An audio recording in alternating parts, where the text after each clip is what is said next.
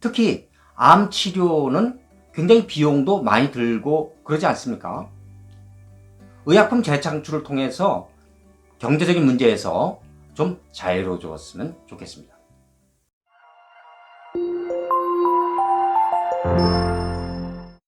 여러분 안녕하세요. 현명하신 구독자 여러분 감사합니다. 건강에 많은 관심이 있는 여러분이 이 채널을 선택하셨다고 생각합니다. KNL 기능의학TV는 질병의 원인 치료에 목적을 두고 있는 의학 정보를 과학적 검증을 거쳐 여러분께 최대한 많이 알려드리는 데에 초점을 맞추고 있는데, 그런 취지에 따라 이 채널을 방문하신 여러분 감사합니다. 제 실력이 부족해 영상에서 다루는 내용이 잘못된 것은 있을 수 있어도 과장하거나 상상의 내용을 여러분께 전달하는 일은 없으니까 혹시 잘못된 내용을 발견하시면 알려주시기 바랍니다. 이 영상을 제작하는 과정에 제가 참고한 과학적 문헌들은 이 아래 설명란에 링크를 남겨둘 테니까 관심이 있는 분들은 참고하시기 바랍니다. 기존에 사용하던 의약품이 기존의 용도와 다른 용도에서 효과가 있다면 많은 과정을 생략할 수 있어서 좋겠죠. 특히 암에 대해 새로이 대응할 수 있는 의약품에 관심이 갑니다. 이번 영상에서는 의약품 재창출을 다룰 예정인데, 궁금하시면 영상을 집중해서 보세요. 그리고 이 영상을 보시고 도움이 되었으면 좋아요를, 다른 정보도 궁금하시면 구독을 눌러주세요. 구독을 하시면 제게 많은 힘을 불러넣어 도움이 많이 됩니다. 물론 알림 설정까지 해두시면 영상을 올리는 즉시 확인할 수 있으니까 편리하실 겁니다. 구독은 무료입니다.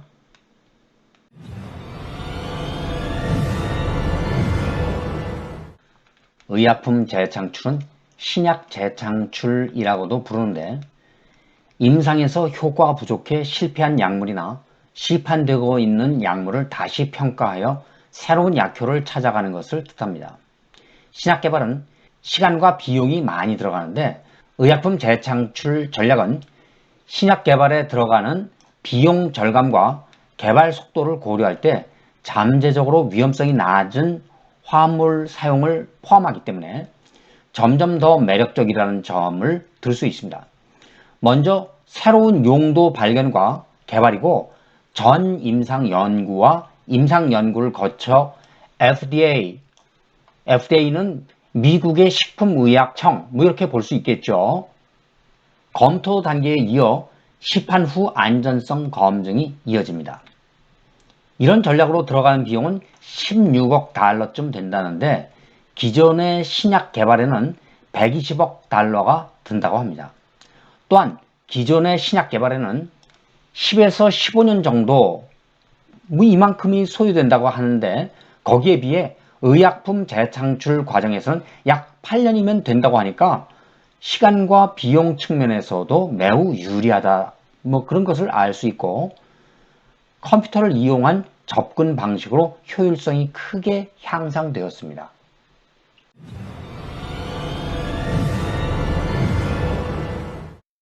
암은 사람 몸에서 어디든 발생할 수 있고 대부분이 고체형 종양이지만, 백혈병처럼 그렇지 않은 경우도 있습니다.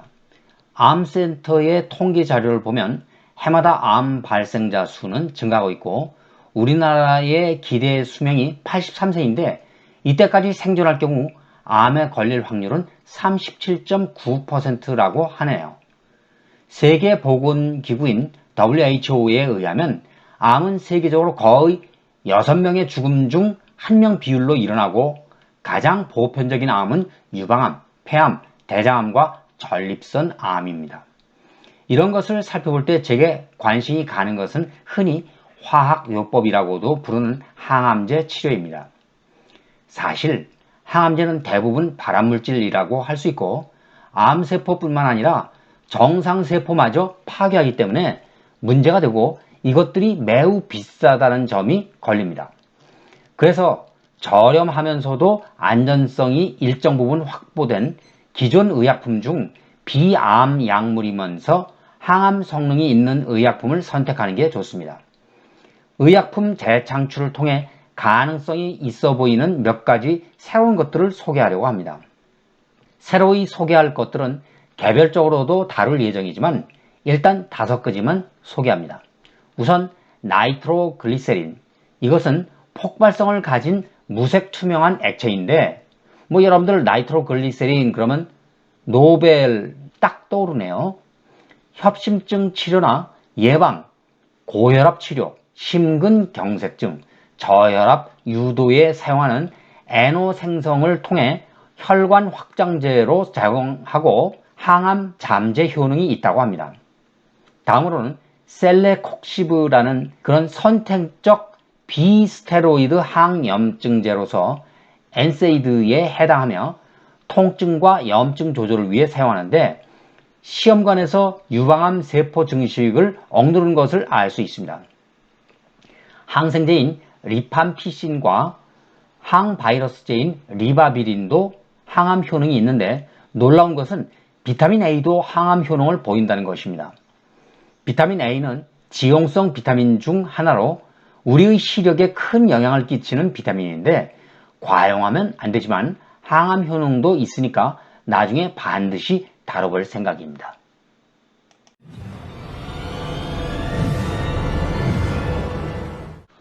의약품 재창출의 가장 오래된 예는 아스피린으로, 여기 아스피린이 있죠. 요거는 심장병 이거하고 관련이 깊습니다. 오래전부터 해열 진통제로 사용해 왔는데 1980년대에 항혈소판 응집 약물로 새로 개발되었죠. 왜 의약품 재창출이 중요한지 알아보기로 합니다.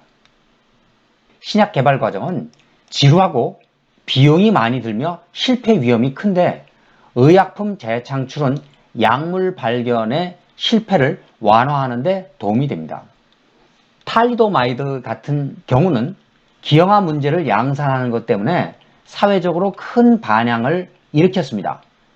새로운 효능을 발견함으로써 가치를 가져다 주는 그런 성장의 기회가 의약품 재창출이기도 합니다. 의약품 재창출의 경우 2010년 이후 관련 연구가 엄청나게 증가했는데 많은 정보가 이미 쌓여있기 때문에 현재 치료제가 없는 그런 질병에 대해서 빠르게 발생하고 재출현하는 질병에 대해서 적합합니다.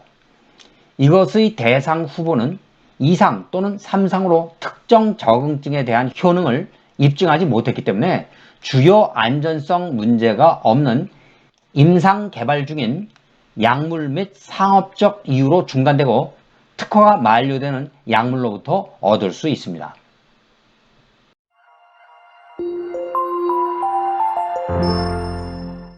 기존에 많이 사용하는 의약품이나 약물에 대해 미처 몰랐던 새로운 용도가 연구되었다. 그렇게 된다면 그 약물에 대해 누적된 정보가 많이 있을 거 아닙니까?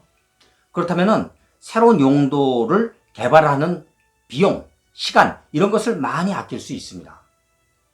특히 암 치료는 굉장히 비용도 많이 들고 그러지 않습니까? 의약품 재창출을 통해서 경제적인 문제에서 좀 자유로워졌으면 좋겠습니다. 댓글란과 커뮤니티는 여러분을 위한 공간입니다.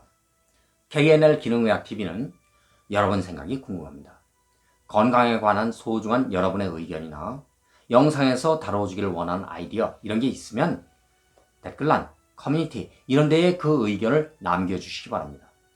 그러면 제가 자료조사를 통해서 그 의견을 최대한 반영하도록 노력하겠습니다. 이번 영상은 여기서 마칩니다. 끝까지 시청해 주셔서 감사합니다. 그럼 오늘도 평화로운 하루를 보내기를 기원하면서 다음 영상에서 다시 만날 것을 기대합니다. 여러분 안녕히 계십시오.